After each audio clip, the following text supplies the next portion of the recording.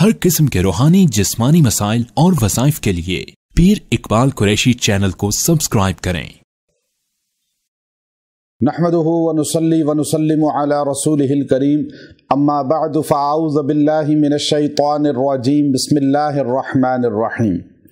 شوال کی پہلی تاریخ کو عید الفطر ہوتی ہے اور عید الفطر کا میں آپ کو ایسا بہترین عمل دوں گا کہ اگر آپ نے عید الفطر کے دن آپ نے یہ مختصر سا عمل کر لیا تو اللہ آپ کو پورا سال خوشیاں نعمتیں عطا فرمائے گا۔ اللہ آپ سے نعمتیں اور خوشیاں سلب نہیں کرے گا۔ بعض لوگ ایسے ہیں جن کو راحت، سکون، خوشیاں، عروج، ترقی ملتی ہے لیکن پھر ضبط ہو جاتی ہے، چھین لی جاتی ہے۔ تو یہ بہت بڑا عذاب ہوتا ہے، آزمائش ہوتی ہے کہ نعمت مل کر انسان سے چھین لی جائے۔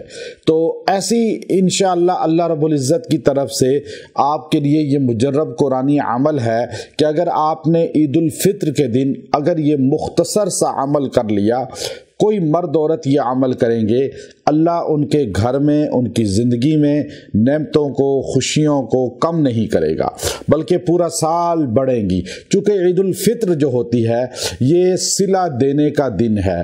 آپ صلی اللہ علیہ وسلم نے فرمایا عید الفطر کے دن جب امام خطبہ دیتا ہے تو فرشتے رستوں میں کھڑے ہو جاتے ہیں، خطبہ سنتے ہیں، اور جب خطبہ ہو جاتا ہے تو اللہ تبارک و تعالی فرشتوں سے پوچھتے ہیں بتاؤ مزدور کی کیا اجرت ہے جو مزدوری اپنی کر لے احسن طریقے سے۔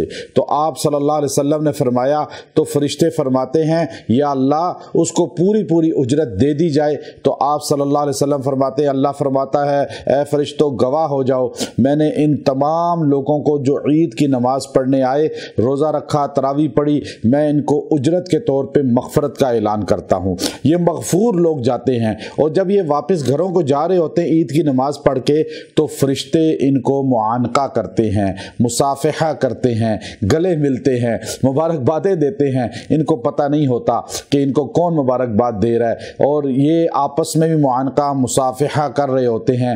اور اسی طرح جو ہے مغفور، یعنی جیسے حاجی مغفور گھر آتا ہے، ایسے یہ لوگ بھی روزہ اور تراویح کی برکت سے عید کی نماز پڑھنے کے بعد مغفور واپس آتے ہیں۔ تو یاد رکھیے میری بات، عید الفطر کا دن جو ہے وہ ضائع نہیں کرنا بلکہ اس دن جو ہے خوشی کو سنت کے مطابق ڈھالنا ہے۔ دیکھیے عید اسلام میں دو ہیں، ایک عید الفطر ہے، ایک عید الاضحیٰ ہے، دونوں کسی نہ کسی نعمت کے صلے میں ملتی ہیں۔ تو اب یہاں پر جو ہے عید کا دن ہمیں رمضان کے روزوں اور ہمیں تراویح کی شکرانے کے طور پہ اللہ نے خوشی کا تہوار دیا، خوشی کا دن دیا کہ اے فطر یعنی افطار کرنا، یعنی اس دن آپ نے روزہ نہیں رکھنا، اس دن آپ نے افطار کرنا ہے۔ تو عید کے دن آپ نے افطار کرنا ہے، کھانا پینا ہے، خوشی کرنی ہے، لیکن خوشی کیسے کرنی ہے؟ جیسے رب العالمین نے بتایا اور اللہ کے نبی محمد کریم صلی اللہ علیہ وسلم نے بتایا۔ اپنی مرضی کے مطابق خوشی کو دین نہیں کہتے بلکہ اللہ اور اللہ کے رسول کی منشا کو دین کہا جاتا ہے۔ تو اب آپ عید الفطر کے دن کی کسی بھی اوقات میں، آپ پورے دن میں کسی بھی لمحے خاموشی سے بیٹھ کر صرف آپ نے 11 مرتبہ 11 ٹائم آپ نے یہ آیت کریمہ پڑھنی ہے، وَإِن تَعُدُّوا نِعْمَةَ اللَّهِ لَا تُحْصُوهَا وَإِن تَعُدُّوا نِعْمَةَ اللَّهِ لَا تُحْصُوهَا۔ اور اگر تم اللہ کی نعمتوں کو گننا چاہو، گن نہیں سکتے، اتنی نعمتیں اللہ کی، تو آپ نے 11 بار پڑھ کے، خالی 11 بار بس، مرد عورتیں کوئی بھی بچے پڑھ لیں اور آپ دعا کریں مختصر سی، اے اللہ تیری اتنی نعمتیں کہ واقعی ہم گن نہیں سکتے، یا اللہ یہ نعمتیں ہم سے کم نہ کرنا بلکہ ان کو مزید بڑھانا۔ آج عید کے دن ہم تجھ سے یہ سوال کرتے ہیں۔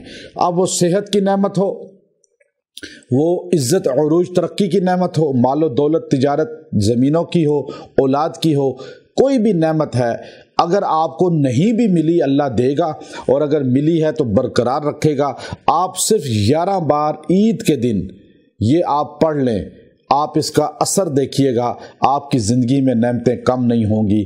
وآخر دعوانا ان الحمد للہ رب العالمین۔